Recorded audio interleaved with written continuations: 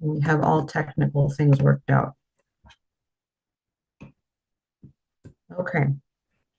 Welcome, everyone. This is the International Peace Coalition. This is our 68th meeting. My name is Anastasia Battle, and I'll be your moderator today. I'll be joined with Dennis Small and Dennis Speed as well. We have a pretty decent lineup for you within our agenda, which I'm posting in the chat for our Zoom participants at the moment. We are co-streaming this across many different platforms. Please, if you'd like to participate in this discussion, you will need to register and get onto the Zoom if you'd like to participate during the discussion period. The reason why we created this forum for true peace is to bring people of many different ideologies together who actually want to stop thermonuclear war, who want to prevent the killing of people all over the planet, and to bring these many different organizations together, despite our ideological differences, through our many different cultural aspects of our nations and language cultures, in order to accomplish that. So we've had a very successful run so far of 68 weeks. Hopefully we don't get shut down. This is a very important dialogue. And last week we had 1,000 participants, which is a very wonderful jump. So thank you again, all of you, for joining us in this dialogue process. I will open it up to Dennis Small, who is of the Schiller Institute, and he's one of my IPC moderators to go through the discussion period, or excuse me, to go through the opening period right now. Please go ahead, Dennis Small. Okay, thank you very much, Anastasia, and thank you everyone for participating in this discussion. I would like to begin by noting that it's a distinct possibility that at the time of the next 69th meeting of the International Peace Coalition, a week from today, it's indeed possible that long-range precision-guided missiles could already be flying from Ukrainian territory, NATO missiles from Ukrainian territory, in the direction of Russia. This is a very distinct possibility. There was a meeting last week at the White House between the British Prime Minister Starmer and President Joe Biden, sometimes known as Collective Biden, in which this topic was discussed, where the agreement beforehand between the United States and the UK was that they did want to move in the direction of using those NATO missiles, but that it had to be further organized, pushed internationally, and that they expected to have some announcements in the course of the upcoming UNGA, United Nations General Assembly meeting next week. In particular, there is scheduled to be a meeting on Thursday, September 26th, between President Biden and Zelensky of Ukraine, where Zelensky is scheduled to present his victory plan, quote unquote, which includes emphatically the use of long-range precision-guided missiles shot from Ukrainian territory deep into Russian territory. And I want to emphasize, just for starters, and this really is one of four major points that I want to address in my brief opening remarks, that what we are talking about here in terms of the danger of war, the aspect of the long range of the missiles has, which is important, has often been emphasized while not taking account of the fact that the precision guidance is perhaps the most significant feature.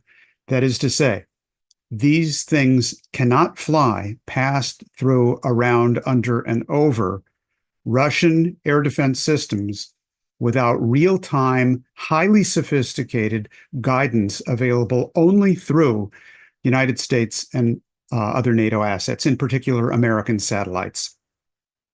And therefore, when you're talking about, quote unquote, permitting the Ukrainians to shoot these things off, you're talking about this being the decisions being made on the guidance and on the missions themselves, not in Ukraine, but in London and Washington.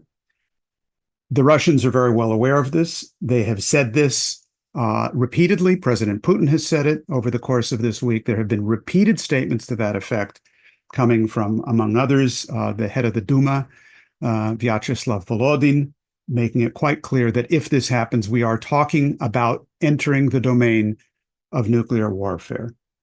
Now, over the course of the last few days, as the drums have begun to roll and move in the direction of this kind of a process, you can see the preparations in various ways for this. Number one, the attack on the Toropets depot in Russia.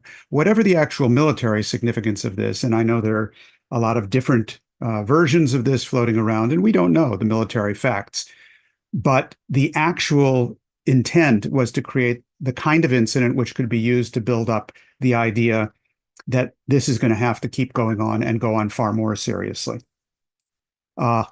deeper into territory and so on. Also, the aspect of checking out what the Russian air defense system is, profiling that and preparing for what comes.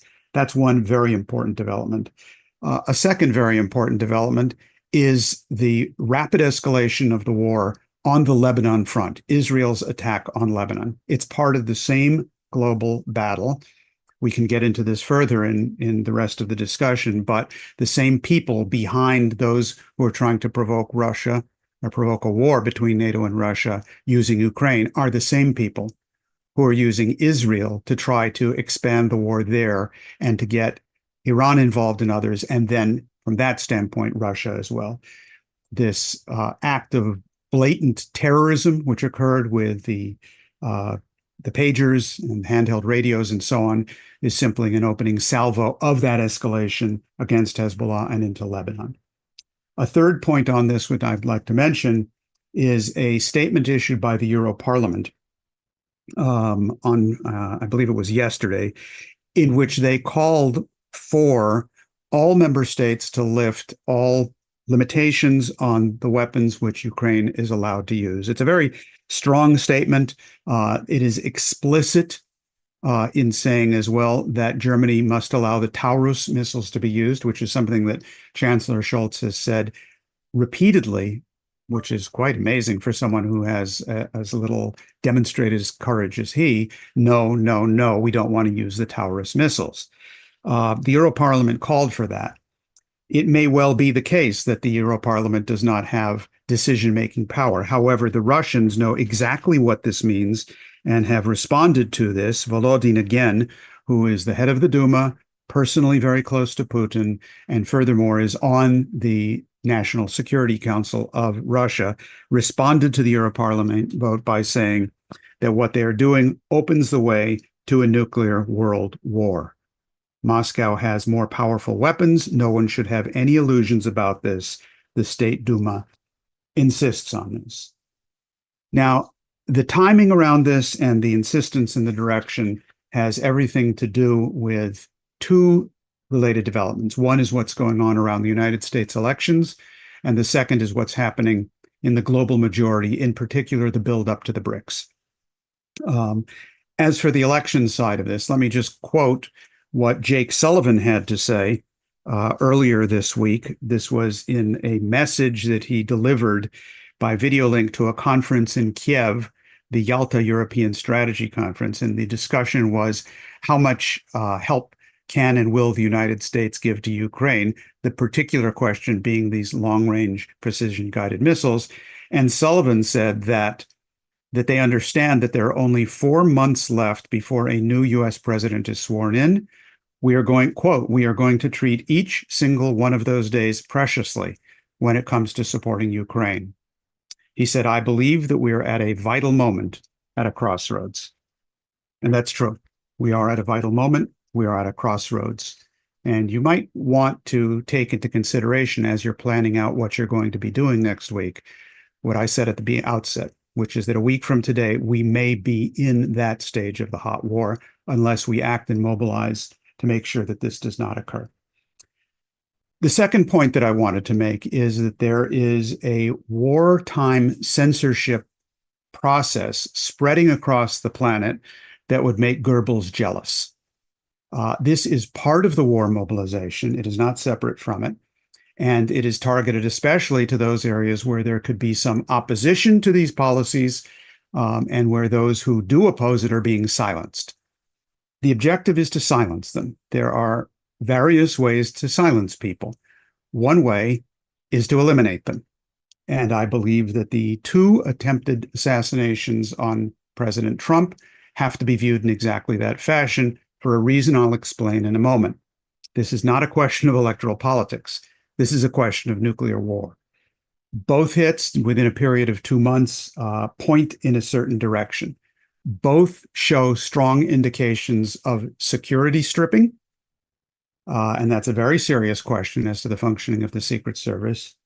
And this last one, Mr. Ruth, who is the accused attempted assassin, traces directly to networks in Ukraine and through Ukraine into London of the Azov battalion, of the CCD, the Centers for Countering Disinformation, and people who have stated their policy that they will silence, or their word is terminate, anybody who is opposed to the Ukrainian, i.e. the Western narrative, and anyone who thinks that war is a bad idea. Many of you people on this call have been put on that CCD list. Helga Zepp-LaRouche and the Schiller Institute is right up at the top of it. The next speaker in today's program, Scott Ritter, is one of the prominent people on that CCD list. And there is a definite CCD link into the second attempted assassination through Mr. Ruth. It should also be noted that the CCD is directly implicated. CCD, Marat-Varetz, Molfar, it's all the same State Department financed, British financed hit list operation, whose stated purpose is that anyone who opposes their views is an information terrorist who must be silenced and terminated. But their involvement is also evident around the Fico attempted assassination in Slovakia a number of months ago, and new developments around President Lukashenko in Belarus in the same direction. As part of this silence any opposition, part of the war mobilization, we have to look at the blatant censorship operation underway a week ago on Friday the 13th. The State Department announced the new directives as part of the existing executive order, sanctioning not only RT and Sputnik and a bunch of other Russian media, but pretty much anybody who has pretty much any connection with them. If you've read the fine print, as we have, it is completely a blank check for McCarthyite and beyond type of censorship operations. You know, there's this old saying that in the world of legal cases that you cannot get a jury to indict a ham sandwich. In this case, you have a situation where with these new regulations, you can actually convict a nothing burger. And that is what they are in the process of doing. This is part of the war mobilization. And along with this goes direct moves by the British with the CCD to spread their capabilities to be able to silence people. Concretely, on September 17th, Ian Patterson, who is the deputy director of the Russia desk at the Foreign Office, traveled to Kiev, where he met with the head of the CCD, Andrei Kovalenko, and what they mapped out were joint efforts to silence any voices anywhere who oppose NATO's war against Russia. They said that they had agreed to intensify coordination, and this was a spin-off of the previous week's close UK-US strategic dialogue in London. And that special relationship between the British and the United States is behind the expansion of the wars on various fronts, including the Southwest Asia situation. Now, the third point that I wanted to make is that what is going on in the US presidential election process now is new.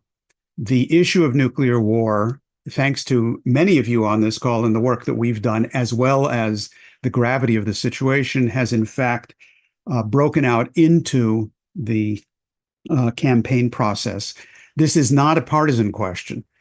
Trump, 3 times in the last week, has mentioned the danger of nuclear war. Whatever you think about Trump, he's mentioning the danger of nuclear war. Seriously, this was first at the debate with Kamala Harris, then was at a rally in Las Vegas, and then in Flint, Michigan.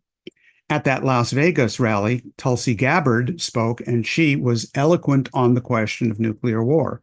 Bobby Kennedy has spoken out on the question of nuclear war. Dennis Kucinich, who is a Democrat, he's running as an independent now, but he was a Democratic congressman from Ohio. He has spoken on the IPC platform. He came out with a very strong statement on nuclear war. So although there are many efforts afoot to try to make sure this does not break out into the public, this is absolutely out there and very important to our efforts to stop it. And my fourth and final point has everything to do with stopping this as well, and that is the extraordinary development at the UNGA this week with the vote on the Palestine question, which was an overwhelming vote for sanity, an overwhelming vote for humanity in the face of one of the worst genocides in our lives, my life in any event, we've witnessed. And this was a vote of 124 to 14 with 43 abstentions. The Economist, I just saw a headline this morning, said, a UN vote on Palestine underlines America's weakening clout. And that is, in fact, the case. It is the first direct presentation of the Palestinian ambassador, the representative there, of a resolution. The ICJ findings were part of that resolution.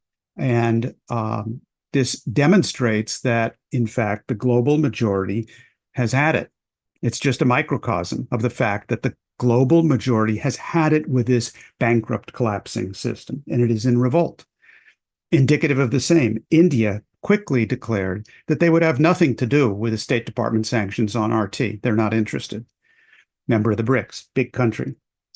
Brazil, President Lula responded to Zelensky saying, no, we're not going to back you in this war on the Ukraine war question with Russia, just as Brazil would not back the war on Iraq at the time because we knew it was a phony operation, and we're not going to be part of this. So with the BRICS meeting coming up, October 22nd to 24th, that is a vehicle of expression of opposition to this entire paradigm, which is leading us to war. We have the developments in the US presidential campaign, which open doors and possibilities.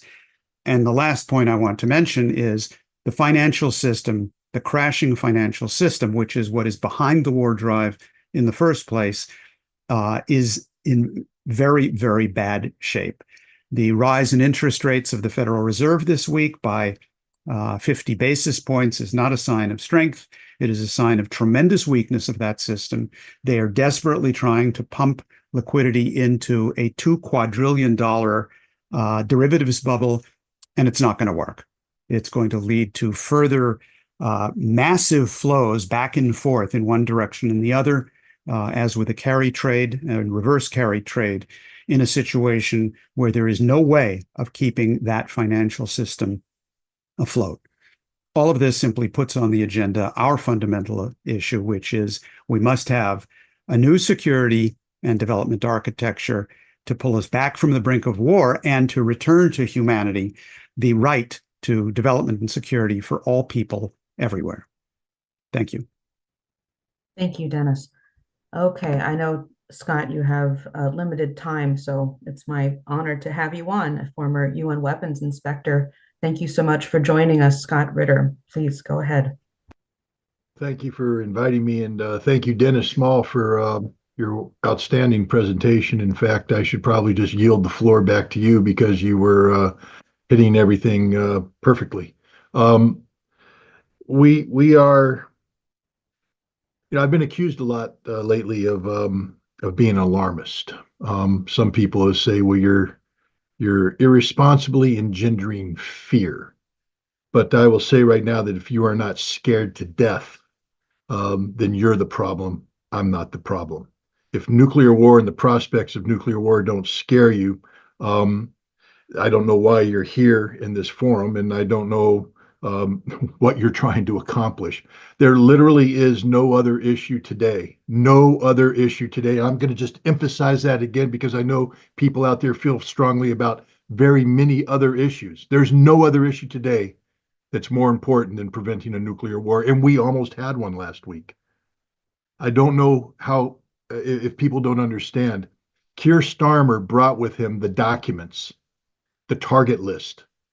If Joe Biden had signed off on those documents, the target list, part of that target list would have been executed that night.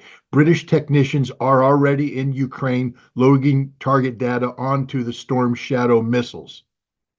These missiles right now are being used against targets in Novorossiya, in the former Ukrainian provinces of Lugansk, Kherson, Donetsk, and Zaporizhia. Why? Because Ukraine, and again, it's right to say they say this is our territory. Okay. Crimea, they say it's our territory. Okay. That's why Russia is not responding by threatening nuclear war when Storm Shadow missiles are used against those targets. This is a debatable point. Russian territory, however, outside of those 5 named areas, is Russian territory. It's sovereign territory, unquestionably sovereign territory.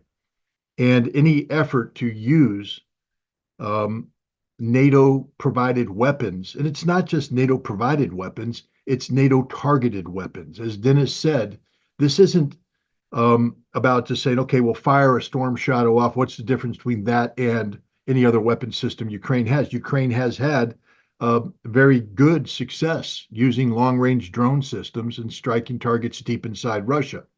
What's the difference between a Ukrainian drone system and a British or American provided missile? The Ukrainian drone system is a Ukrainian weapon system directed by the Ukrainian government, and Russia will hold the Ukrainian government to account using whatever means it chooses to do so. This is the nature of conflict between two nations, and Russia and Ukraine are in a state of advanced conflict. Ukraine thinks of it as a war. Russia calls it a special military operation. That's a matter of semantics. They are in conflict with one another. NATO claims not to be a party to this conflict. And yet, when NATO provides weapon systems that can only strike targets when the targets have been processed by NATO-only entities. That's what people need to understand here. It's not just a matter of programming a Storm Shadow missile. There is an element in Europe, part of NATO, that absorbs American intelligence information, overlays it with American mapping information, and turns it into the data necessary to strike a target. That data is loaded into the Storm Shadow. Because the Storm Shadow communicates with GPS, it doesn't do it on a commercial GPS signal. That's just that's just a single channel. It can be jammed. It does it using the military channels. That's 2 channels. They're encrypted. They're encrypted by the United States using American encryption technology that has to be loaded into the systems by Americans, not by Ukrainians. Ukrainians are not cleared to operate this level of cryptographic keying material. So when a Storm Shadow is fired against a target inside Russia, it is literally being targeted by NATO. NATO is approving of the target and facilitating the use of this weapon system against the target. That means that NATO is a literal party to the conflict. And yet Keir Starmer wanted Joe Biden to sign off on this, to say, allow us to use this American intelligence so that we can strike targets inside Ukraine using the Storm Shadow missile. This is an act of war. And it's something that, had Keir Starmer signed off on, would have been implemented that night. It's not something that's going to happen down the road. It would have happened that night, Friday the 13th. And on Saturday the 14th, we would all have been dead. That's the point I'm trying to make here, people. It's not a joke. It's not a game. The Russians are not bluffing. Vladimir Putin made this clear on Thursday when it became evident that the United States was having this meeting with Starmer in the White House. And he basically said that if you do this, you will be a party to the conflict and Russia will have to act accordingly. Dmitry Peskov, the spokesperson, reiterated this point. He said the president has made this quite clear, but not clear enough because they still had the meeting. On Friday, the UN ambassador or the Russian ambassador to the United Nations in front of the Security Council in session reiterated this point that it will be a declaration of war if the United States and Great Britain enable Ukraine to use NATO-provided weapons to strike Russia. The Russian ambassador to the United States took it a step further. Anatoly Antonov said, if you think that a nuclear conflict will be limited to Europe, basically acknowledging that if this happens, Russia will use nuclear weapons against Europe. If you're an American and you think it will be limited to Europe, think again. We will strike you. You're playing with fire. Don't let your fingers get burned. Now, when he said this, it sent shockwaves through the American community. Former government officials, and if you know anything about how the establishment works, we have a whole host of former government officials who advise, who are in have connectivity with the current administration. They called Anatoly Antonov, and you have to ask yourself, why didn't the government call? Because we don't have connectivity with the Russians anymore. I was at the Russian embassy on Friday night. I was there at the invitation of Anatoly Antonov. I was there to attend a concert performance, a piano concert performance of Rimsky-Korsakov and other Russian composers as part of Anatoly Antonov's effort to demonstrate to the American people the culture of Russia, to help detangle the Russophobia that has spun its web around the Americans. I've never seen the ambassador so distracted and so concerned. This was his big moment. He has been working for months to bring this concert in, to make this demonstration. And yet at this moment, his mind was elsewhere. And now I know where his mind was. He was uncertain whether or not he would live the day.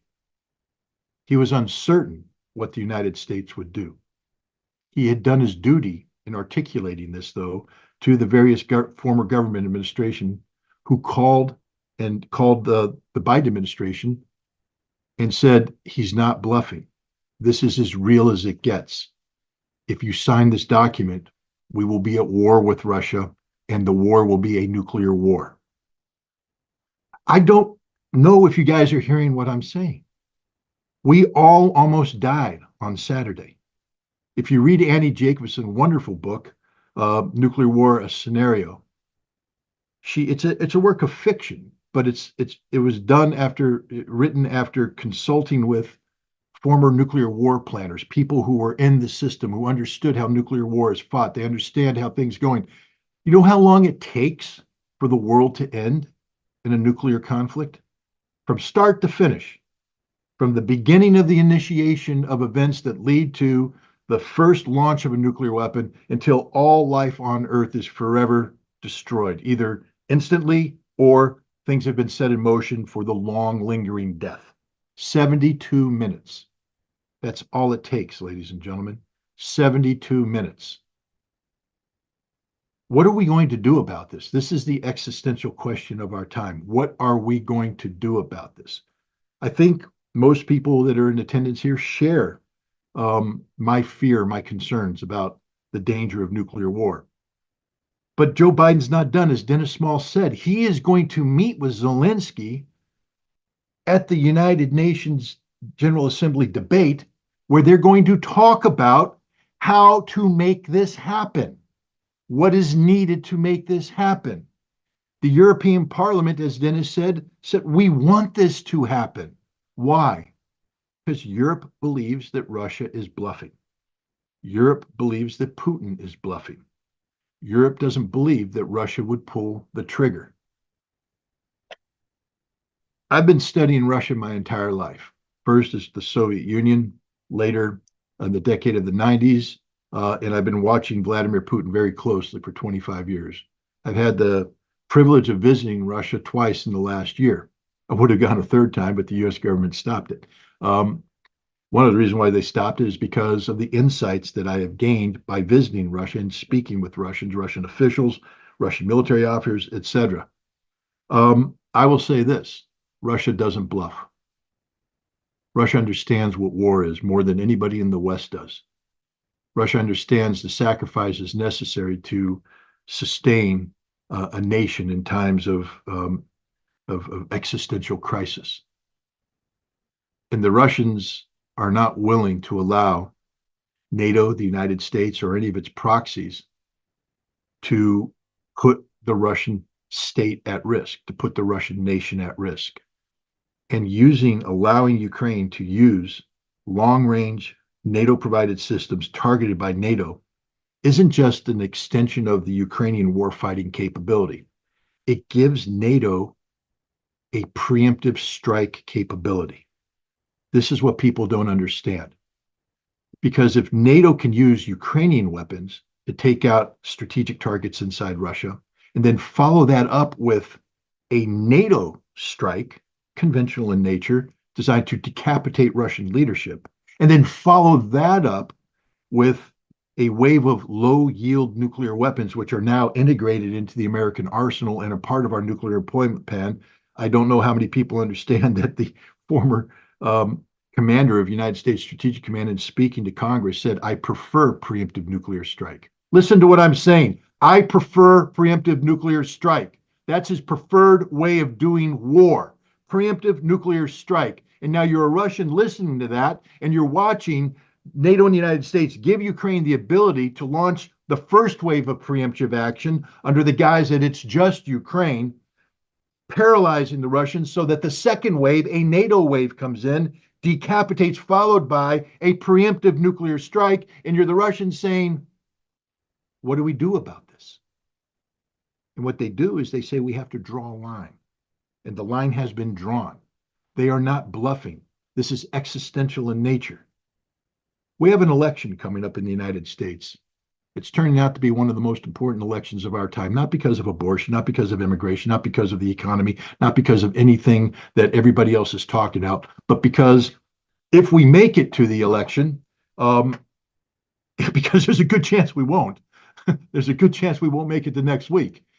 There's a good chance we won't make it to tomorrow, depending on decisions that are being made. But if we make it to the election, the person we elect is going to be the person that is either going to take us into World War III, a general nuclear strike, or is going to resolve the issue. Right now, there's only one candidate that's injecting the threat of nuclear war into the political debate. And that, of course, is Donald Trump. There's a lot of people out there that say they could never vote for Donald Trump. That's your prerogative. But if you don't want to vote for Donald Trump, at least exploit the fact that he's injected something into the political debate and make your candidate of choice respond. We have to inject a discussion about the dangers of nuclear war into the American political debate at this election. It must become the existential issue of this election. No other issue matters, because if there is a nuclear war and we're all dead, no other issue matters. We can't solve the issues of abortion, immigration, the economy, and other things else if there is no country, if there is no world. We have to stop this nuclear war. We all almost died last week. And again, I just want to make that point. If it weren't for some brave statements made by Russian government officials, from the president to the two ambassadors, Biden would have signed off on Keir Starmer's documents.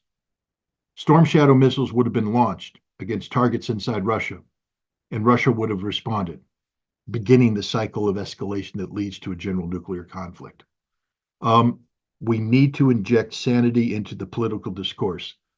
We need to put pressure on Jill Stein to respond to the op-ed that was written by RFK Jr. and Donald Trump Jr. and published in The Hill magazine, which put on the table for the first time from a campaign the necessity of negotiating into the conflict of Ukraine and linking the conflict in Ukraine to the danger of nuclear war, because they are linked. We need Jill Stein to commit. We need Kamala Harris to commit. We need this to become a political issue.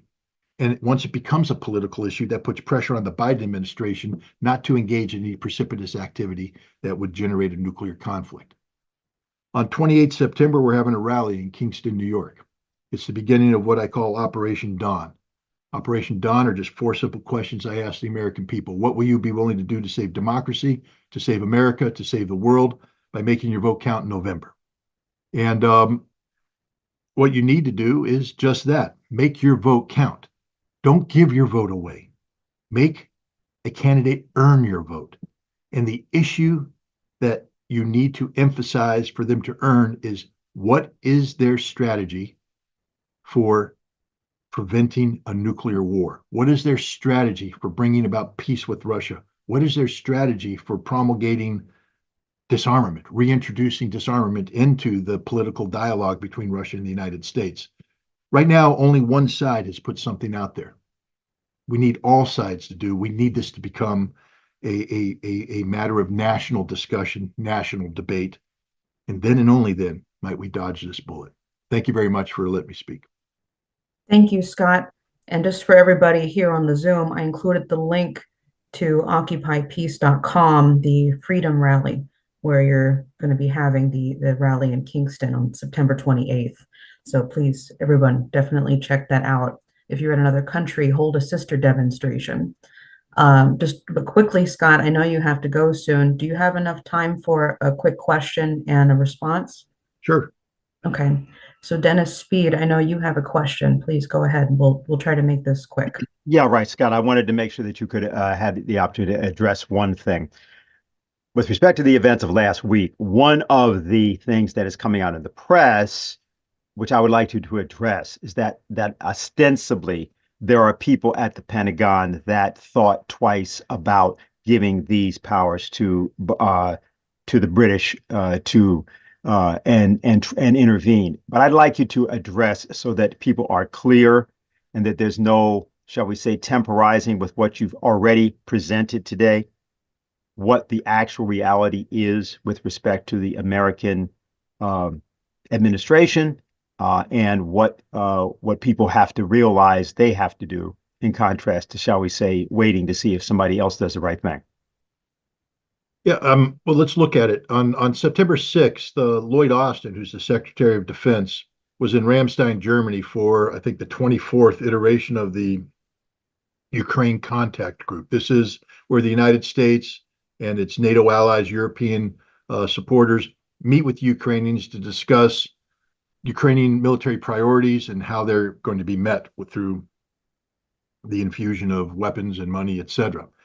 And Zelensky attended this and made a very forceful pitch for the United States to sign off. And Zelensky was hopeful that Lloyd Austin would give his permission. Indeed, much of the press coverage was that this was the place where Great Britain and the United States were going to sign. But as you've said, Dennis, the Pentagon understands war. Say what, I know we don't like the military industrial complex. We have little respect for $1 trillion budget and all this kind of stuff. But the professionals in the Pentagon, and there are some, understand war and understand the realities of war, and they understand where the Russians are coming from. And so Lloyd Austin was not willing to sign off on that. And he said, there's no single weapon that's going to solve this thing. This is going to have to be negotiated.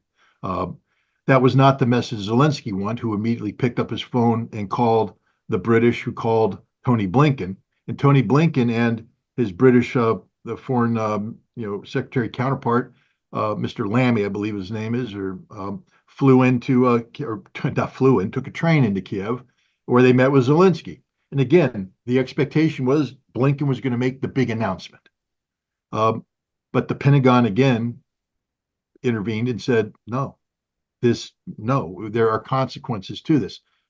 So Keir Starmer, the British Prime Minister, began a PR campaign. First thing we saw is, I think it was 15 former British officials and generals came out and said, the Russians are bluffing. This is a big bluff. Don't be scared of the bluff. The Ukrainians did that.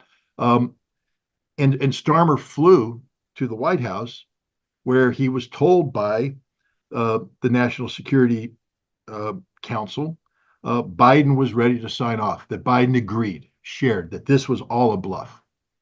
So I think the big point here is that we're not out of the woods, because we had the Pentagon, who are the warfighting guys, say there will be consequences, dire consequences, that of giving a green light to the Ukrainians to use this. The State Department chose to override the Pentagon. The Pentagon was able to stop it. A foreign government sought to override it, almost succeeded. And it wasn't the Pentagon that stopped it this time. It was the Russians that stopped it. Right. But what happens when in these discussions they say the Russians are just bluffing? Oh, you Pentagon guys are just too scared. You're too nervous nillies. The Russians aren't going to use nuclear weapons. I mean, you see this all the time. I see this everywhere. The Russians would never use nuclear weapons. Well, even Anatoly Antonov said a nuclear war must never be fought, can never be fought. But there is a Russian nuclear doctrine, and the doctrine is very specific about that which would trigger a Russian nuclear response. And one of it is a conventional strike by NATO, which represented an existential survival question for Russia. And again, the scenario that I laid out, where Ukraine is used as a proxy to initiate a sequence of events, the Russians view this with such concern because, again, remember, I mean, everybody here is familiar with Ray McGovern, a brilliant former CIA analyst. Ray has been saying this for some time now, that the Russians, the red line that Russia made with Biden even before the special military operation began, going back to December, was you can't put missiles in Ukraine. And Biden said, oh, well, we're not going to do that. But then Biden backed off because the strategy of the United States and NATO has always been to put these missiles in Ukraine. Why? To launch the very kind of sequenced preemptive assault that I just described to you. Because the commander of Strategic Forces of the United States said that his favored course of action with the Russians is preemptive nuclear strike. This isn't a joke. The Russians read this, they hear this, they know this. This is the danger we face. Russia's always said this is a red line. There's some in the Pentagon that are respecting this. What we need to do is help amplify this, but now we come to one of the fundamental problems. The FBI knocked on my door on August 7th. They came in and seized my electronics right here in this wonderful little studio I call my workspace. Why? Because they're trying to make the case that I was an agent of the Russian government. Not the spy versus spy kind of agent, spying, because I'm not in the government anymore. I can't spy. No, I'm an agent of disinformation. I'm somebody there who's trying to undermine the election by spreading and propagating Russian disinformation. And I believe the FBI, who may or may not be watching this panel today, either directly or indirectly, because they've been in my house, so I assume that they're monitoring everything I say. And the FBI might say, well, what I'm doing right now is simply just Russian propaganda, Russian disinformation. This is the problem we face, because in trying to oppose bad policy, which is the duty and responsibility of every American citizen, I don't know why the FBI thinks that it's unpatriotic to try and disrupt an election. The mere fact that I pick one candidate or the other is disruptive, because I'm saying I support this over this. But we are in a situation now where the U.S. court system, backed by the Department of Justice, has promulgated an official definition of what they call disinformation. Disinformation isn't about the facts. Disinformation is that which deviates from the official narrative. And so now we have people like Hillary Clinton who are trying to criminalize people who are engaged in disinformation. That means that the mere fact that we speak out and challenge official policy somehow puts us at odds with the powers that be. So we're fighting a two-front war here. We're fighting a war where we have to explain to an American audience the importance of standing up to bad policy, and we have to fight a government that says that very act of explaining is criminal. And they're making it very difficult. We cannot let up. This is the existential issue of our time. There was a time back in 1775 where an American patriot on Bunker Hill, I believe, or maybe in Concord or Lexington, if they want to fight, let it begin here. Let it begin here. I just need to remind the audience again The Constitution begins with the words, we the people. We the people. We're the only things that count. The government doesn't count. The government exists for us. The government is supposed to be responsive to us.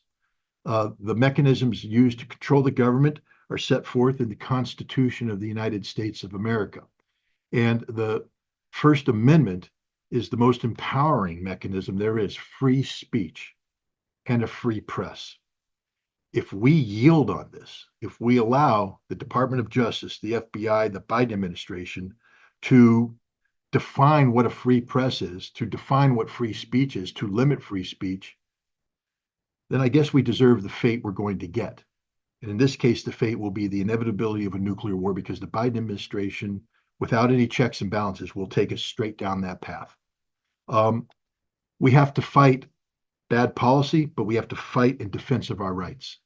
And the defense of free speech and the defense of a free press right now are existential in nature. We cannot yield on this. We must continue to stand up and fight. I don't know how many people have been intimidated, and I have to say, myself included, by the new laws that were passed, or the new legislation that was passed, or the new sanctions that were set forth by the Department of Treasury, backed by various U.S. codes. But one of the things that they put in there is that they've sanctioned a wide range of Russian media outlets, and they've labeled them foreign missions. And there's a specific legal reason why they did that. But now what they've said is that anybody who engages with these sanctioned foreign missions and provides a goods or service, anything of value, is breaking the law. My lawyer, other lawyers have looked at this and said an interview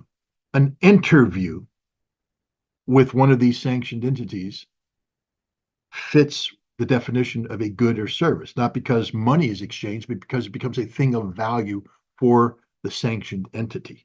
And so they are literally breaking the law. They're literally violating the Constitution.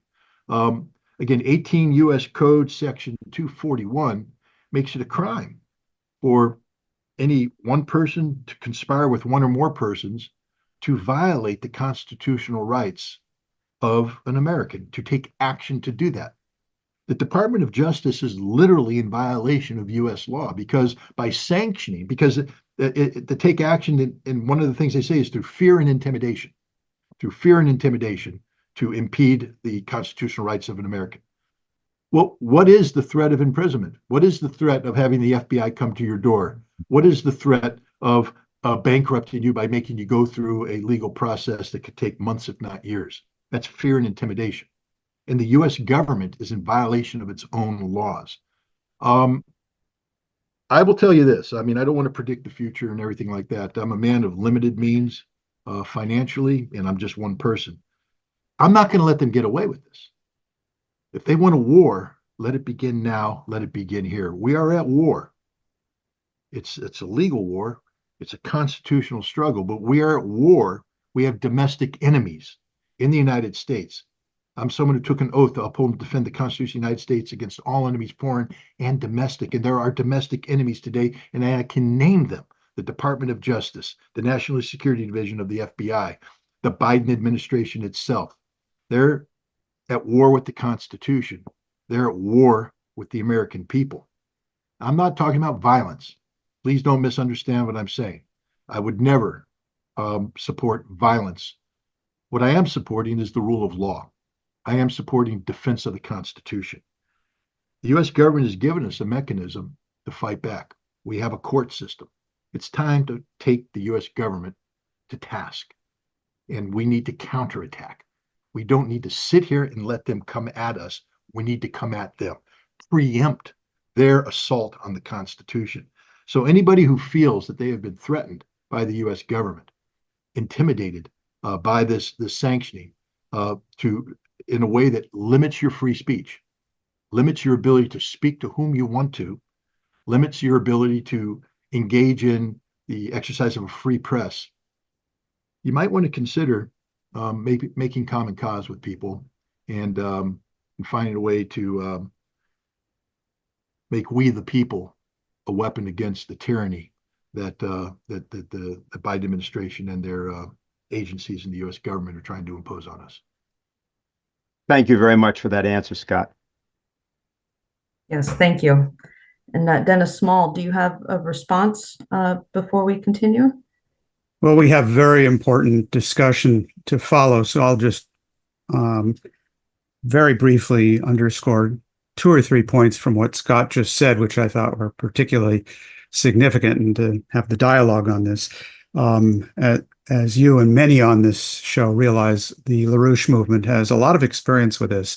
In fact, it was about 35 years ago that they railroaded Lyndon LaRouche and a number of others of us to jail by that same apparatus which you just described, the corrupt government within the permanent bureaucracy in the Department of Justice, the FBI, and so on. And this is the same ongoing battle. You said we're not out of the woods yet. Emphatically the case, and people should remember what Scott said on that. It's good to breathe a sigh of relief over those 72 hours, which didn't happen, but we are far from out of the woods. And that's because the underlying cause has not actually been reversed on this. And they are going to keep coming back at it until an entirely new system is put in place. Besides the comments from Putin, from Antonov, from Peskov, Ryabkov, and others that you mentioned, the comments of Volodin are particularly interesting, because in comments a few days ago, he said that besides repeating what Putin had said on the danger of nuclear war, he said, listen, Putin is trying to avoid a war. He's trying to avoid having this thing go to a nuclear escalation. That was a very important formulation. I happen to believe that it's true. How to do that is a very tricky question under these conditions when they're trying to corner you. The other thing that Volodin is known for, and this is from like a year ago or more, May of 23, Dennis Speed reminded me of this last night, and so I went and looked it up. Volodin, at the time, talked about the underlying problem. He said, look, what's going on here is that there is a debt bubble which is totally out of control. He said, quote, the U.S. public debt is a global financial pyramid built by Washington to defraud other nations. History has shown that all pyramid schemes eventually fail. So the usefulness of that is that it points in the direction of where not just the pause button, which may have been hit for a brief period of time, but the actual solution to the crisis actually occurs. And one final point, your opening comment that, listen, this is the overriding issue for every person on the planet. Absolutely the case. And I'd like to just remind people, Helga Zepp-LaRouche does this frequently. I was rereading the speech given by then Prime Minister Nehru of India at the 1955 Bandung Conference. And he said, we're not aligned, but that does not mean we don't care. We will be affected and destroyed by nuclear war just like anybody else. And I say this in particular to our friends in the South, in the nations of countries that feel like they're just watching a ping pong match and they feel they can have no impact on what's going on. That's not true. You can and you must. This matter is as urgent for the smallest of countries in the most remote place as it is for Moscow, London, and Washington. And I want to urge you as well to take action, to be involved, to do what you can. And as Anastasia said, just one example, parallel meetings, demonstrations, and so on, and continue to expand this meeting. I think that goes hand in hand with the kind of mobilization that Scott was just calling for. Thank you, Dennis. And I'll include in the chat on the Zoom meeting the link where people can go to see the demonstration, the information for that. Please attend it, create sister demonstrations. We have people on from all over the world. We have 700 people on roughly live at this moment. We often get many more after the fact, but this is very important. So the more mobilization and action that you take right now, the better. And as Scott had said, you may not be alive tomorrow to take that action. So please mobilize as much as possible, that as humanly possible, and maybe even more than that.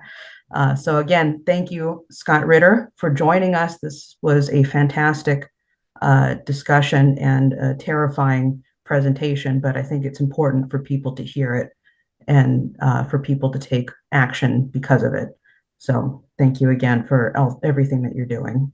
Thanks for having me. Okay, so we shall continue with our our agenda. Yeah, no, that was really wonderful to get this out. We'll definitely split this up into smaller chunks for people to use for their organizing. But it is my joy to bring on Jonathan Kutab, who is the co-founder of Nonviolence International and executive director of the Friends of Sabeel North America. We just came off of a pretty fantastic conference in Dearborn, Michigan, of the Arab conference, which had many Arabs from all over the country coming into one place, and the dialogue was very important, I thought. But we thought it would be important to bring Jonathan Kutab on to discuss a number of things today. So thank you so much, Mr. Kutab, for joining us. Please go ahead. Thank you. It's indeed sobering after the presentation that we have heard. It's particularly sobering not only because the state of Israel has nuclear weapons and has expressed its willingness to use them under the Samson doctrine, that if things got really, really bad, they don't mind bringing the whole building on top of themselves and their enemies. But also because there is so little attention that is being given to how the rules of international law are being totally disregarded, and a justification is being built in for such disregard of international law. Now, I'm an international lawyer, but beyond that, I am a believer that there should be restrictions on the power of states to just do whatever they want, or whatever is in their interest, or whatever they feel that they are entitled to do, even when they are involved in very serious existential war with their enemies. There have to be rules. There have to be restrictions. We have 194 countries in the world. You can't just have any country feel like it can do whatever it wants whenever it wants. Now, it's true that the international legal system does not have sufficient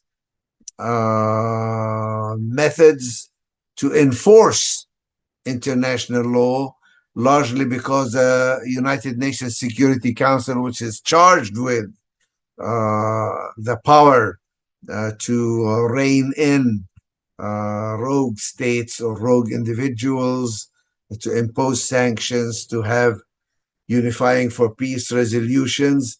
Unfortunately, the United States, as well as Britain, maintain veto power and has rendered a lot of the provisions of international law ineffective and meaningless when it comes to Israel and the situation in the Middle East. But this is not the only instance in which Israel is flaunting international law openly and introducing its own doctrines in its place. One of these doctrines is the so-called Dahiya doctrine. Dahiya means neighborhood, and it's a reference to the southern neighborhood of Beirut, which is a largely Shiite neighborhood, which is viewed as being supportive of Hezbollah. Now, during the Lebanon War, the previous Lebanon War, Israel announced the Dahiya doctrine, namely that the entire neighborhood where Hezbollah has people and supporters and institutions.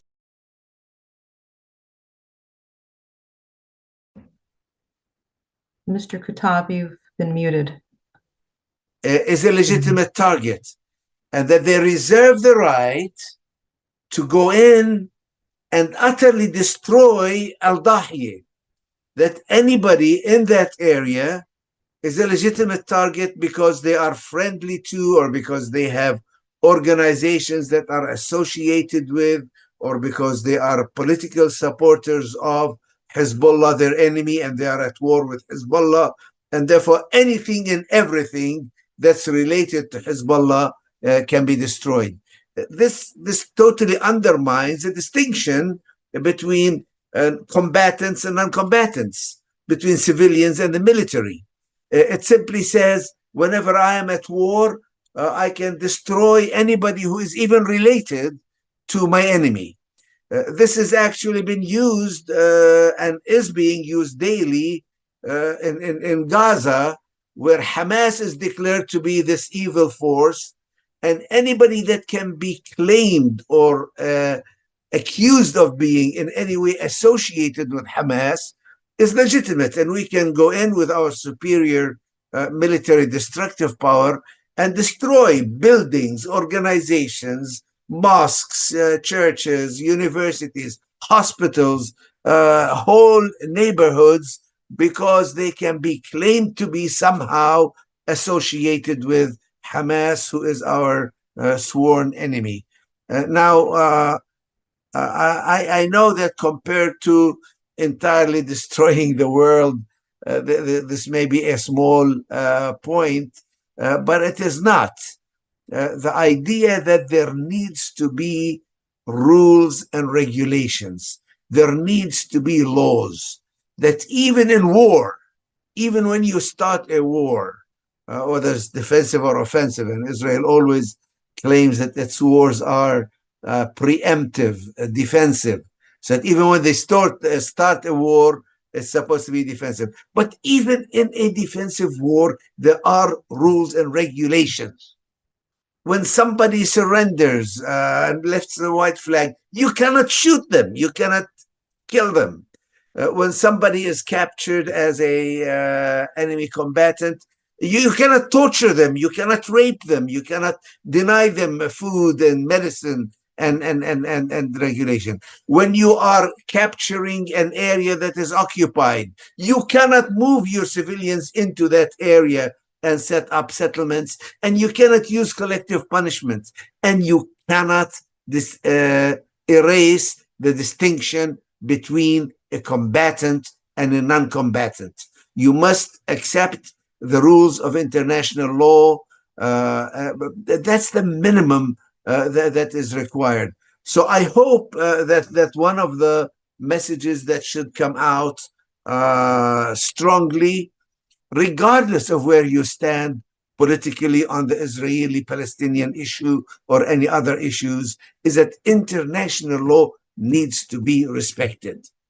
The rules of war needs to be respected. International humanitarian law needs to be respected. Of course, we all want peace. We all want an end to violence and suffering. And of course, nations have their responsibilities and duties to protect their citizens, etc. But we need to have rules. We need to have international law. Would that we work more on peace and conflict resolution than we see these days. But at a minimum, we should oppose clear and blatant violations of international law. Certainly when it comes to committing genocide or having a system of apartheid or having a system that is racist and discriminatory, that should be stopped.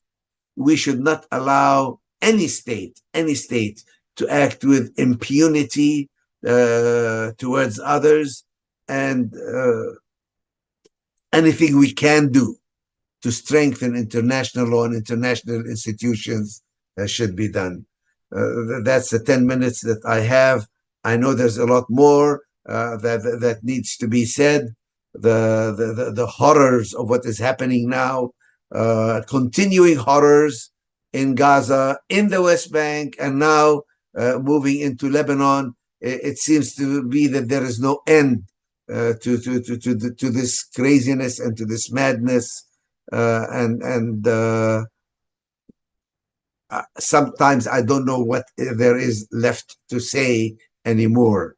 The very fabric of international law and international legality and international morality is being systematically torn to shreds, and people seem to be okay with that.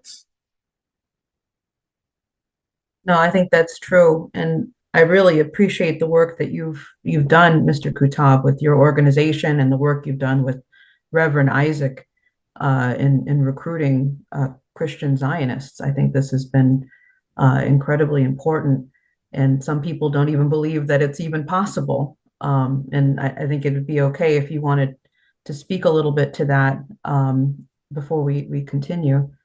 Okay. Christian Zionism is one of these really nefarious doctrines that are fueling the fighting and the repression that is taking place.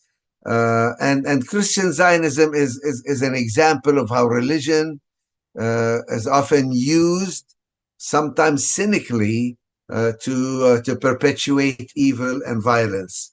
Because I'm a Christian and because I'm very familiar with evangelicals, having grown up in a Christian home, I know that many people who are evangelicals accept Christian Zionism not out of a commitment to its doctrines, but out of a failure to read and understand their own scriptures correctly.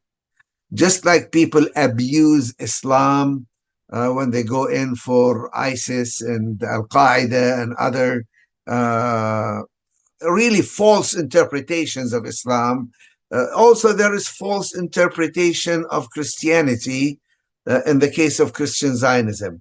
And I have to say that this is where dialogue and education becomes very important.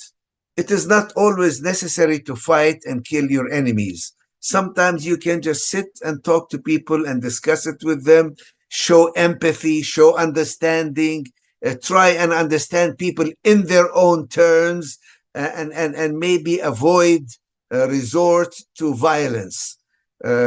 Even in national disputes, violence and war should be the very last thing on your mind, because even when you're successful in war, you create so much suffering, so much hatred, and so much problems down the line. So whenever it is possible to engage with others, to show a level of empathy and understanding, to try and resolve disputes non-violently, even to struggle non-violently for your goals, that should definitely be something that is encouraged. And that is one of the things that we do continuously in our organization, FOSNA, Friends of Sabil North America. It's a Palestinian liberation theology movement that believes that theology should be a positive, not a negative force, and for the liberation of people, and not for their oppression, and not for their used to justify racism and even, in our case, genocide. No, exactly. I think that's very important, especially, I mean, when people are suffering through something this atrocious as a genocide. It's very difficult, I think, for people to see that path, but it's very important to stick to that in order to keep, this strong moral arc of justice, you could call it. I think that's very, very important. So thank you for that, Mr. Kutab, and thank you again for all the work that you're doing. And we will have more during the discussion period. I want to ask Mosey Raz, who is a former member of the Knesset and former Director General of Peace Now. If you could speak, please go ahead.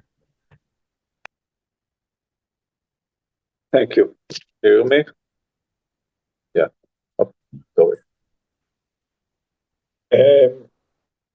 I want to thank Mr. Kutab for his things. First, I want to say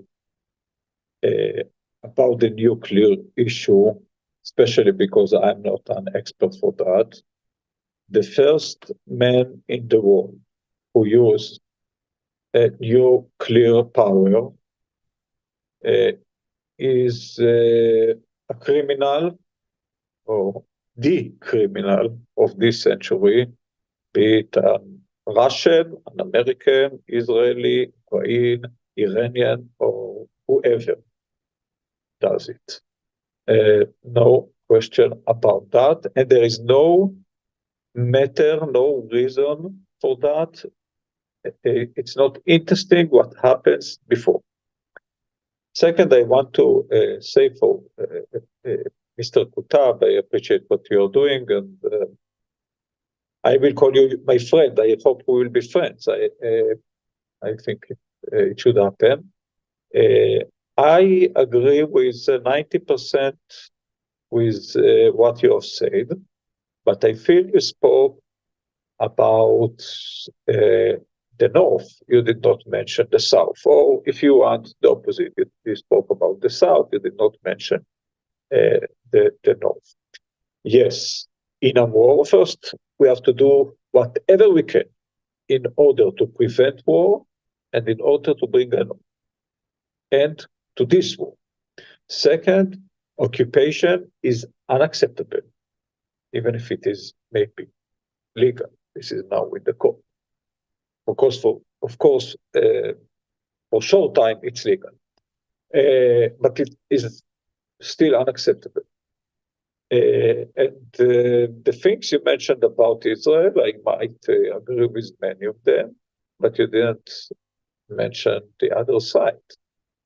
You didn't mention that in October 7, Hamas attacked Israel, killed civilians, Jewish civilians, Muslim civilians, citizens of Israel, Druze, citizens of Israel, Christian, citizens of Israel, citizens of American citizens, British citizens, Russian citizens, Ukrainian citizens, German citizens, South Americans, East Asia, Thai citizens, and so on and so on. They raped women and men. Not all of them, but many of them. We know about many cases of rape. They took as hostages hundreds of citizens, not all of them Israelis. They took Jews and Christians and Muslims to captivity. They took to captivity a child 9 months old. They took to captivity men 85 years old, and many others between those ages. And they launched a missile attack on Israel, using missiles targeting civilians in Israel or in Palestine or in Lebanon is a war crime. I agree with that, but in both sides. And the terror organization of Hezbollah from Lebanon, the day after, launched missiles to Israel. And yes, Israel responded. And yes, both sides are making crimes, and both sides are using violence. So when we talk about that, we have to mention, I'm not saying that there is a symmetry. There is no symmetry between a strong state who terror organizations. I'm not saying that there is asymmetry, there is not, but I think it's not, it's just not the whole part of the truth, talking only about crimes of one side without mentioning the other crimes. Now, I want to bring an end to these crimes. I want to bring an end to this war. I think that the Israeli occupation in 67, in the lands that were occupied in 67, should come to an end. I a big supporter of peace between Israel and Palestine and all the Arab nations with an independent Palestinian state in the 67 borders, or something that might be changes that might be agreed between two sides. And I am willing to hear about any other solution that bring justice, security, and civil rights to all the people who live in Israel and Palestine, be Muslim, Jews, Christians, Druze, Palestinians, Israelis, everybody, the same rights, the same obligations. So I'm willing to hear about any other. I still support two-state solution is the best, but I'm willing to hear about any other solution that secure the rights of the people, secure the rights to live. I'm pretty open to hear about that, and I think we have to work together, Palestinians, Israelis, Arab from other nations, and all the world, all the international community, to reach that day, hopefully soon. Thank you, Thank you. Mr. Yeah. Mazi Raz, for that. I think what we're going to do is we're going to go to one more response, and then we'll come back and have a discussion here, because I think this would be important to pick up, to have that.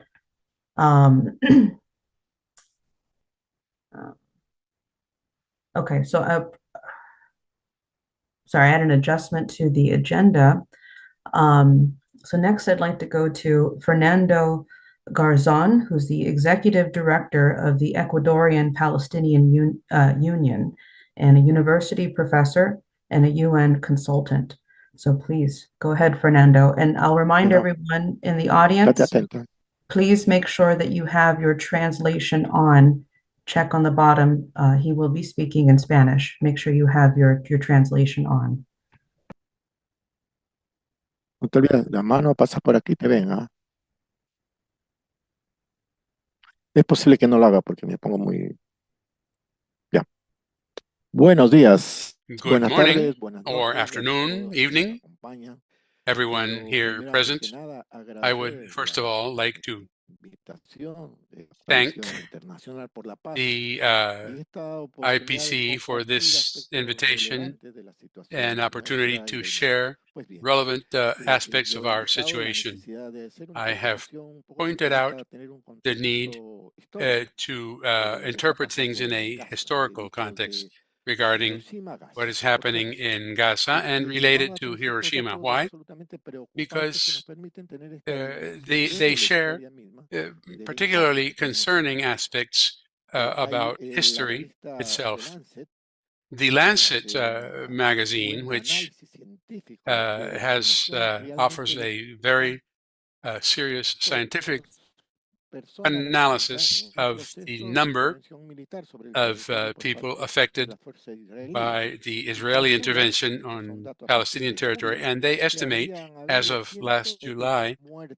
that there Eso might nos have been da as una many as dimensión que es bastante 186 casi el 1,000 10% de la población fatalities. de That is a Gaza. large Si percentage of comparan the con la población population, también de Europa, por ejemplo. Eso significaría eso. even compared Igual hay un to dato populations in sumamente Europe. And there is interesante also del impacto. a very Es interesting preciso. Es un poco para comparar cómo el point desarrollo de las that armas needs to nucleares be clarified, which is keeping in mind the first application of atomic weapons in Hiroshima can also apply in the Gaza case without a which is equivalent to a bomb in terms of the number of casualties.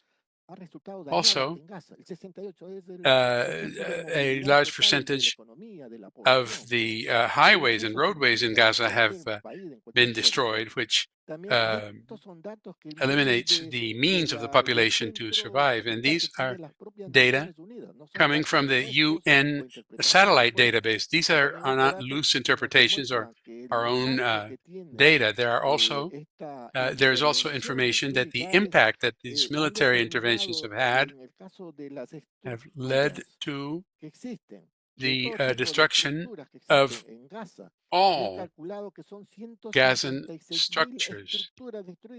156,000 structures are estimated to have been destroyed, as well as 215,000 homes, which is over 60% of all Gazan structures that have been either destroyed or severely damaged. These are catastrophic results of this impact due to the explosions of bombs and missiles in Gaza. There's another specific issue regarding crops, which is also comes from United Nations satellite data, which states that 75% of Gazan agricultural fields have been destroyed, have become unusable. That is, the possibility of life has been destroyed, the ability of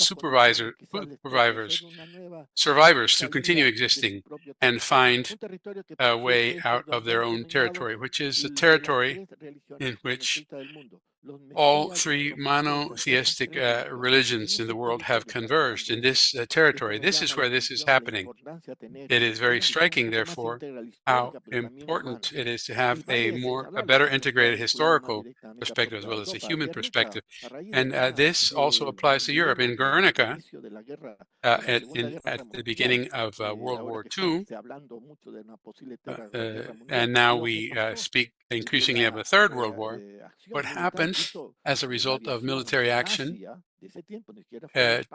carried out by the Nazi Air Force and immortalized in Picasso's famous painting, a catastrophic result also took place. 250-kilogram bombs were dropped, which destroyed 70% of the buildings of the town of Guernica at that time, which gives us an idea of how the numbers may seem demonic when there are very similar historical results. And when I mention Hiroshima in relation to Gaza, the data bears this out.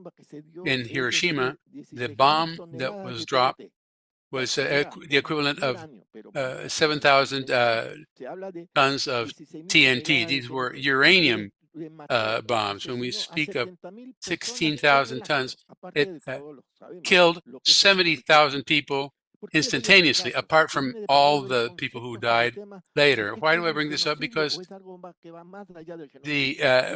I'm trying to say, is this mere genocide or something beyond genocide? Because it is very concerning, because we're being led to consider this as a natural part of a conflict to destroy an entire population, and we are being accustomed. This is being normalized for a future of nuclear confrontation, such as could happen in Europe. If we extend this concept to Europe, up to 10% of the population could fall in the early attacks. How many people, how many structures would be destroyed? How does this compare to Gaza? This is why we say that genocide, as established in the United Nations Convention, which has been adopted by the entire world, it leads to a concept which I call terracide, or not just of ethnic groups, but entire populations, territories, and everything in that territory. this is clearly a crime, that it is total and integral destruction. Hiroshima was a test of what humanity, unfortunately, seems to be heading into. This is why it is necessary to speak of peace as a countervailing measure to the increasing talk of war. And in this sense, I would like to highlight the clamor for peace coming from different countries around the world, here from Ecuador, and to bring up the important proposal of linking peace to development, peace with security, peace with technological progress, peace with development, a peace which is not merely an emotional call, but the concept of a plan itself means that there has to be a historical plan, both in the short, medium, and long term. This is a solution that has been often stated here in the coalition with the Oasis plan, but also elsewhere in the world when we refer to the issue in Ukraine. We speak of fighting for a peace proposal based on planning, based on dialogue, based on a coalition of hope, and finally, something which will open the road to peace for the entire future of humanity. Thank you. Thank you so much, Professor, for that presentation. We have one final thing, which we did have a team of people on the ground at the UN who were speaking with diplomats, organizing people going into the UN before this vote happened just a few days ago, or just the other day. If we have Jose Vega on, there we go, who's in New York City. He's running as a candidate in the Bronx. Please go ahead. And we have a video as well from on the ground. Yeah. Okay. So first of all, hi. Yes, I'm an independent candidate running here in the Bronx in the 15th Congressional District. And a lot of you may know my opponent, who his name is Richie Torres. And he is not only an apologist for the war crimes and the crimes against humanity that are happening in the Middle East, but he is an advocate for it, and proudly so, and very snide about it. There is what we were doing at the United Nations the last few days, myself and Morgan here. This was about, we were there yesterday, a day after the United Nations had just voted overwhelmingly to declare the occupation of Israel, and it's illegal. Excuse me, that what the Israelis are doing in occupying the land of Palestine is illegal, and that it needs to end, and that they stripped Israel of its so-called right to self-defense. And so that was the basis at which we were at the United Nations. Of course, there's also going to be a lot of activity, a lot of world leaders coming into the United Nations starting next week. We were there because my campaign has endorsed UN Resolution 377, which would allow the General Assembly to act as if it were the Security Council in the event that the Security Council fails to prevent catastrophe or fails to act in a timely manner to prevent atrocities such as what we are seeing in Gaza and Palestine. And so I believe that is an ongoing process and dialogue that's being deliberated right now at the United Nations. And so I know we have a video, and I do want to say a little bit more after we play the video, but I do just want to, and what you'll see in the video is one experience we had, but there were also some positive experiences that we had, and I want to talk a little bit about that as well, because what we were doing was we were passing out as well a statement and a testimony from this doctor named Dr. Mark Perlmutter, who went to Gaza for 3 weeks. And there he described just the most absolute horrible conditions. And just so you get a little bit of background on who this man was, he is a disaster war zone doctor. He has been ground zero after 9/11. He was there after Hurricane Katrina. He was there after the earthquakes in Haiti on the ground, committing to an emergency mobilization to make sure that people don't die.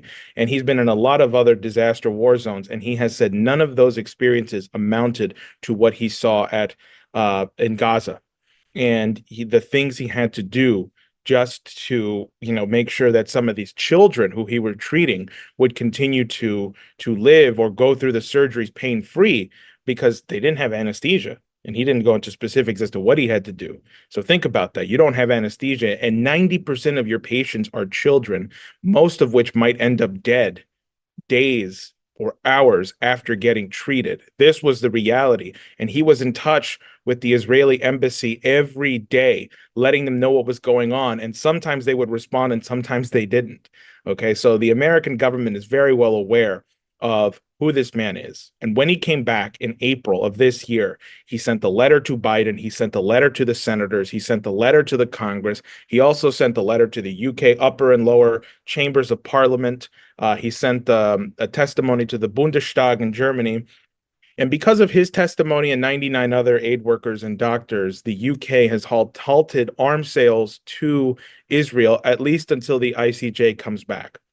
But he has not heard a word from any officials in the United States. He has not heard a word from Biden. He has not heard a word from any elected official or non-elected official, whether it's in the US government or in the collective Biden administration. So we were at the United Nations.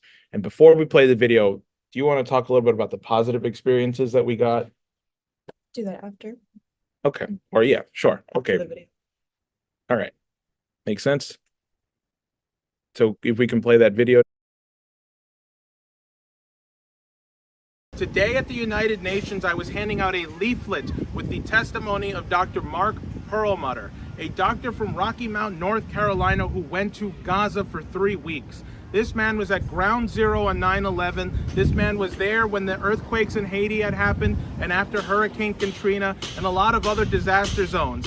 And he would tell you firsthand that those experiences don't amount to anything that he had experienced in Gaza in those 3 weeks. This man feared for his life the entire time he was there, while also treating children who would possibly be dead in the very next hours or days after getting treatment. 90% of his patients were all children. And so we went to the United Nations today to give out a leaflet with a QR code that contained a link to his video. We were standing in front of the delegate entrance of the United Nations trying to get the testimony into the hands of the UN delegates. And what happened was the security officers at the gate were grabbing the leaflets from the delegates' hands and confiscating them and keeping them. And don't let security confiscate you.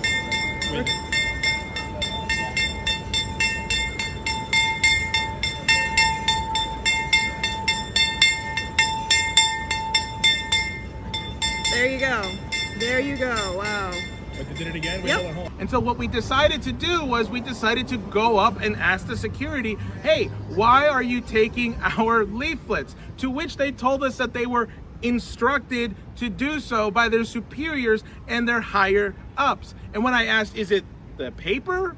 Is it the text on the paper? Or is it what is said on the paper? They said very clearly to me, no comment. What is it about the testimony of Dr. Mark Perlmutter that they do not want circulating in the United Nations while they are deliberating on policy right now? The day after the United Nations voted to strip Israel of its right to self-defense and asking it to leave the occupied territories and asking it to stop its illegal war and genocide on the people of Palestine. What are they afraid of? Why hasn't this testimony of Dr. Mark Perlmutter been circulated in the United Nations by the American side? This is a Jewish American doctor whose only time off he spent in Gaza to tell you, the American people, the German people, the British people, the people supplying the bombs to Israel, what your country is doing and what your tax dollars are doing. Why do they not want that truth out there? So do your patriotic duty and share his testimony, share his videos, and share his stories, because he went over there to tell the truth about what's happening. And it's your job to make sure that truth gets spread. All right. So I first of all just want to before I ask Morgan to say a little bit more on some of the positive experiences, we are trying our best here in the Bronx to create conditions of peace and unity. On September 11th, we were invited by a synagogue, the Friends of Jose Vega chorus, and I was part of this chorus as well, sang. We were invited by a synagogue to go, and it was part of their ceremony to commemorate the lives lost on 9/11. And it shows that there are conditions at which everyone can get together and, realize that tragedy must be stopped. And we are doing a lot here. We tried to, we did a big push here in the Bronx to commemorate Sholem Aleichem as well. And we're doing everything we can here to try and increase the dialogue for peace and unity. Do you want to say a little more? Yes. Hi, thank you for the panelists and the people watching. I would encourage everyone to watch the video again. We see one of the diplomats actually argue back and forth with the security. She takes a picture of it and then she asks for his badge because she knew what he was doing was not right. Some of the diplomats actually, they thanked us. One of them was saying that they unequivocally knew what was going on was a genocide. One of them had stated, God bless you for doing this and God be with the people of Palestine. We saw just an overwhelming positive response from the diplomats to hear this man's testimony, because it is exceptionally powerful when you hear the words, what he went through and what he witnessed himself. In his testimony, he speaks of 2 children that he got in one day. They were both shot in the head and in the chest. The father actually witnessed it. He was holding his child's hand and the shot rang out and he had no idea what had happened. And then the child was blown away 10 yards and he ran up to his child and his child received a second shot to the head. These statements are very powerful and they move people, and I think it needs to get out.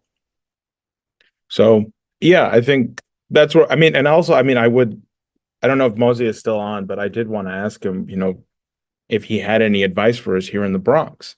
I know it's a very contentious period right now, but I just wanted to, to have people's consciences be raised for peace. We can denounce the violence, but we have to replace it with peace. So that's where I'll end it. Unfortunately, Mozzie did have to jump off, but I think Mr. Kutab could also respond to you as well, if you'd like. Yeah, I'm sorry Mr. Mossi has left because I wanted to respond to what he had said first. Because I really did. Yeah, you can also respond to him and we can make sure he gets this response. And in a way, he spoke about what's happened on October 7th in total isolation from everything that happened before, on that day, and after that day. He also repeated the thing about supposed rapes, which have been debunked and shown not to be true, the beheaded babies and the rapes. But my point was not even to discuss what happened on October 7 or what happened with the Israeli-Palestinian conflict generally. My point was the need to follow law, international law, that even when you do have a war, even when you do fight, even when there is reason to fight, that it has to be done in a proper way under the rules of law. And of course, it means you have to avoid targeting civilians or taking civilians as hostages, regardless of which side it's on. A war crime is a war crime, and something that's prohibited is in fact prohibited. Now we are facing a different situation with the genocide as an ongoing thing that is happening in front of our eyes. We haven't had a genocide that was taking place in real time, which was being documented and filmed, sometimes by the Israeli soldiers themselves, even as they are doing it. We haven't had leaders who openly say, we want to destroy Gaza. We want to kill everybody. We want to destroy everything. We want to cut off their water, their food, their medical supplies. We haven't had that, I think, in modern history. And that calls for a response by other countries. It calls for a response by human beings as beings. It calls for a response by organizations and civil society that have to actually carry out sanctions against those who violate the law. Because if the United Nations doesn't itself do its job and bring an end to this, if the different governments in the world do not carry out their obligations under international law to ensure compliance, then it falls on ordinary citizens like us through boycotts, through divestment from corporations that support human rights violations, and through bringing sanctions against governments and against organizations and corporations that participate in violations of human rights. This is why BDS, boycotts, divestments, and sanctions, are really non-violent methods of enforcing international law, and we should all be involved in BDS activity.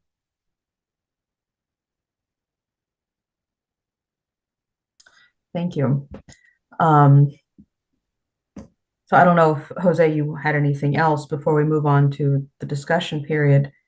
No, I don't. I would just, like to emphasize one more time, I think people should get the resolution 377. I think it's something that most people should, it's a statement that most people should read and endorse. People should listen to Dr. Mark Perlmutter.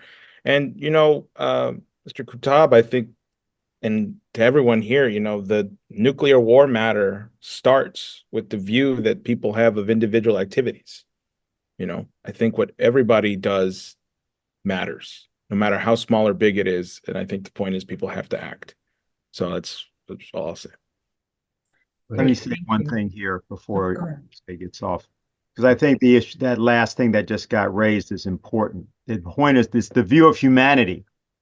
One of the things that you raised, Dr. Kutab, which caused me to think, I hadn't asked this question, but in the case of the Northern Ireland conflict, was there ever a case where the British tried to blow up an entire neighborhood in response to the activities of the IRA? No, no, there have been occasionally a house that would be demolished or a building as a punishment. And under international law, you cannot use that either. Collective punishment is not allowed. But no, the British did not use the Air Force against the IRA. They did not bomb entire neighborhoods. They did not try to force entire neighborhoods to vacate so that they could find the IRA and destroy everything. No, none of that.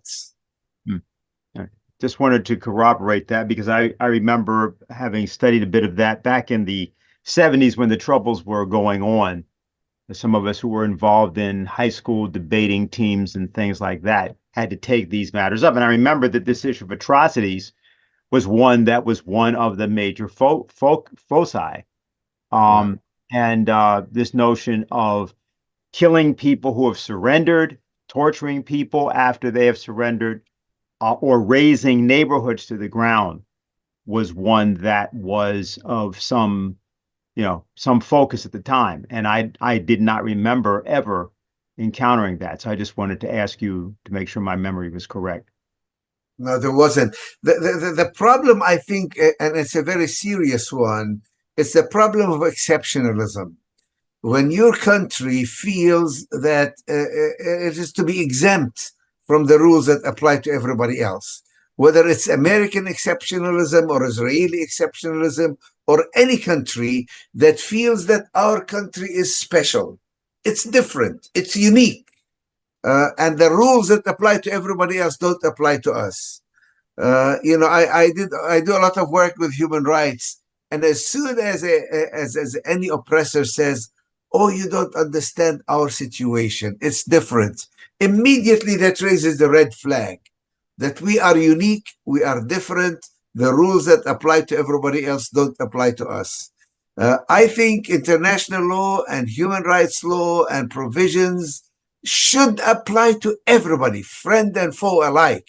When we say torture is wrong, meaning it's wrong, regardless of who is the victim and who is the perpetrator. If he's a bad guy or a nice guy, it doesn't matter. If he's our friend or our foe, it doesn't matter. That's the beauty of law, of international law, is its universality. It applies to everybody across the board. And again, I wish Raz was here again, because that's the one thing that I ask. I don't ask that you be pro-Palestinian, pro-Israeli, pro this, pro. I just accept the fact that law applies equally to everybody else. Something as basic as that. And then if he's not willing to accept that, then we have a problem. Right. No, we'll definitely make sure this response gets to him, and maybe have a dialogue with him separately with you. I think that would actually be very important to continue that discussion. We are going to move to the general discussion period. If you are on YouTube, there is a registration link in the description. Please select that. You have to be registered to be part of the online discussion if you'd like to discuss with the speakers that you see here right now. If you're on X or Facebook or anywhere else where this is being broadcast, please go to schillerinstitute.com, and the first item on the website is the registration form to get the link for this meeting to be part of the attendees. So with that, we will move on to our discussion period.